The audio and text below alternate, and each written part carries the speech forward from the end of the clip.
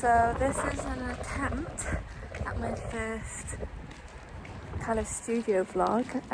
It's very grey, rainy Saturday. So I'm in the studio room today.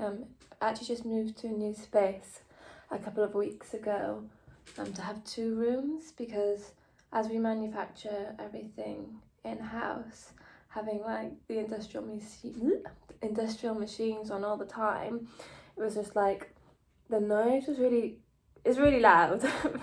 So decided that I wanted to get a space with like a little office area as well, so when kind of doing the more organisational administrative, I can't talk today. Decided today I had some like knitted fabrics left from some dresses that I did before Christmas, and also some kind of nice trimmings in different colours as well. I'm gonna have a little go today at trying out some different samples, and yeah, using up some fabric as well that I have, which I think could look really cute as well. So yeah, that's what I'm gonna work on. Tools wise, I normally use like a mixture of different scissors. Like I have, I'd say three that I kind of wrote, 3 or 4 that I use. So I've got these Fiskars, which are like easy grip, and like when you're doing a lot of cutting, it's really good because you're not kind of hurting like your knuckles or your fingers, especially when it's a bit cold and winter as well. So these are my Fiskars scissors. I also have like the matching snips, which are really good at getting into kind of like really like intricate places, and really sharp as well, almost too sharp. I actually did stab myself. Some things, not for like knitted fabrics, but for some more of like the meshes and like the more smaller patterns, if I'm doing like pants or something, I really like using a rotary cutter because you can really get those good curves, get really close to the pattern as well. Again, I've just got like a Fiskars rotary cutter, all in white, matching. And these I only got fairly recently. I invested in like a really kind of heavy duty pair of shears. They're called like Wiz Crescent, it says on there. I got mine from like William G. That's where I get a lot of my tools from in London. William G, I'd recommend it. And like I'm using like this knit, this kind of pink knit that I have left over, which has this really cute lurex in it. Sneak peek. And with like little offcuts like this, Molly, one of my assistants, she's really good at making scrunchies, so kind of try and keep pieces that are a bit bigger so that then we can make some scrunchies to pop in some orders as well, which is quite cute. I think like a matching scrunchie and top is such a vibe actually. I think it's really cute. Now I'm gonna have a go at trying to get the perfect love heart shape. So I think I'm going to draft this out on some cards first to make a bit of a template.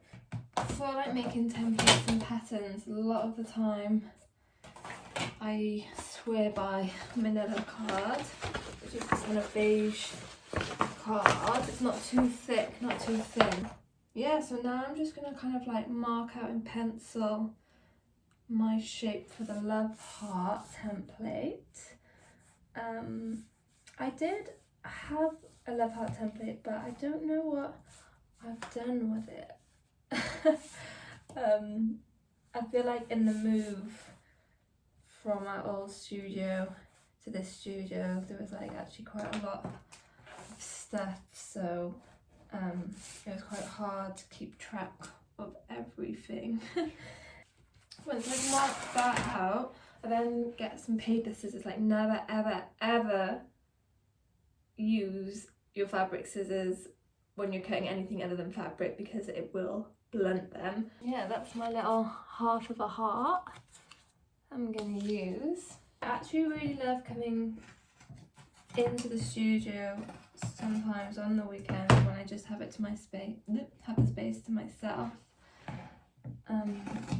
I do feel like I can be more creative. Like I guess like it's quite hard sometimes when you're working with other people. You get like your attention gets like diverted quite easily by, you know, having conversations with people, helping someone with something, you know, post-bank comments. So I feel like on the weekends, like I can just really fully focus on kind of and have that space to be more creative. Yeah, so here is my little cut out heart now, as you can see. I'm really happy with that. I think, yeah, I don't think I'm gonna change anything. I think that's a good size. It's got a good point. It's gonna be cute. So I'm like a very visual person. I don't very often sketch things out. I kind of like to see actually how they look. I really like colour and textures and patterns, so for me it's like really important to visualize those physically and feel them and touch them and see them next to each other. I'm trying to figure out what combination of colours and textures I want to do.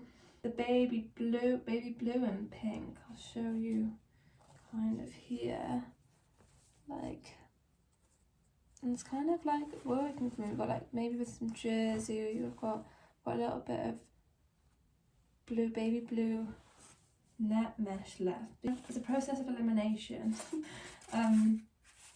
Yeah, I don't think it's pink or cream either, so those are gone. She's gone too. Boop. Maybe then, like the white mesh though, the white mesh could be quite cute, like a simple white mesh sleeve, white trim. I think actually that is my preference now, maybe over this baby blue as well. I'll show you how I think it would look on my skin.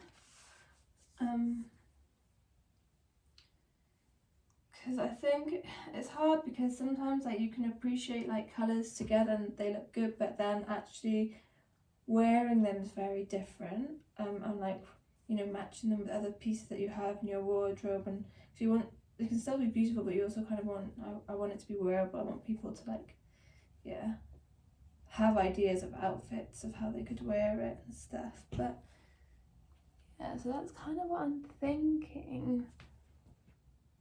Could be quite cute, like it's quite light, quite spring, and like it's still like contrasting as well, because I think like a contrast sleeve at the moment is a vibe. So yeah, got this really great contraption actually. I don't really know what it's called.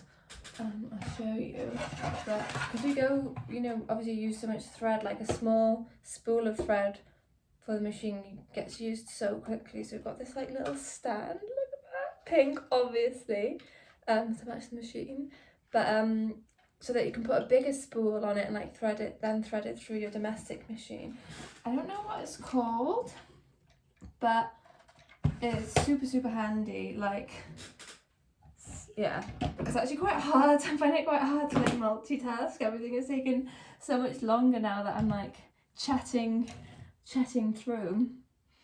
And I keep so yeah, this is quite testing. The vlogging and sewing. It's a first for me. Got this machine actually from John Lewis. It's my third machine from them.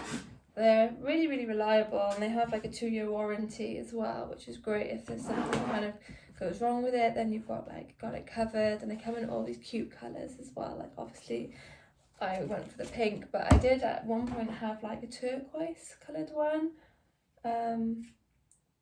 They have like a really cute pastel yellow as well, which I was tempted to go for. I hope this works. I hope I picked the right colours. Although I studied fashion in uni, when I left I didn't feel like I had like more understanding of like manufacturing and sewing and pattern cutting than I did when I started. However, still I felt like a bit underwhelmed by what I had learned in uni. It wasn't like, I didn't feel like there was amazing resources available to kind of aid and inform my education and understanding of garment creation. I feel like through speaking to to other creatives, other seamstresses, and just through doing and researching that, you know, I've actually got such a richer understanding of how it kind of works, I guess. Now at my overlock, my industrial overlock, you can probably hear her like humming in the background. I think, you know, every machine is completely different. The threads you use, the fabrics you're using, so it's just about kind of getting familiar with your machine. I feel like I have such a close relationship with my machines now. I kind of know the little kind of quirks and little kind of tricks that make it, the process of using it, easier. And again, like this machine, although it's the same machine as my other overlock, you know, industrial overlock, they're completely, I feel like they're completely different. Just finishing like cutting off the threads after overlocking some pieces together, and now for the big reveal. I'm hoping that the love heart cut out actually looks like a good shaped heart, which I think it does, and I think yeah, I'm happy with it. It's also, I think I like the white. I think it's quite cute so far. Like, good size, like just like the perfect amount of cleavage. That was the end of my first kind of day in the life video vlog studio diary. Yeah, let me know what you think. Subscribe if you would like to see some more content from me like this, and if you would like to see the final product of the pieces that I've been working on today, check my TikTok and Instagram to see some like pics and vids of all the final pieces. Thanks, and see you soon.